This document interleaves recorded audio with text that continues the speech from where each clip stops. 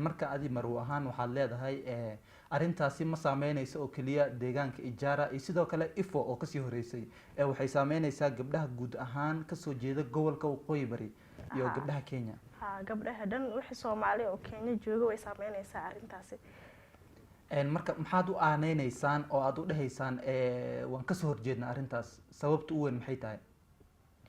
sababta u weyn horta wiilasha hadii la dhahaa guurka waa la rakisiye wiil oo shaqo aaday ma jirtaba wiilasha dhan oo xataa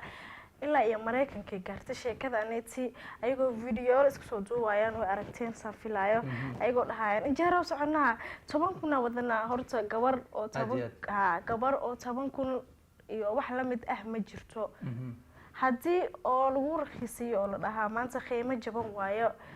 $1 macallin inta xaafada la geenay bas arooska iyo wixii kale inta la geenay xaafada marka hore la tagay oo gabadha la doonayo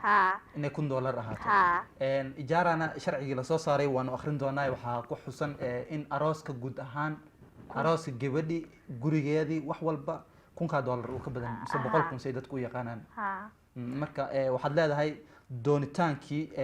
kaliya ayaa ku haboon in 100,000 laga dhigo hadii waa aniga hadii oo rakisiyo waaya hadii kaleetana wayba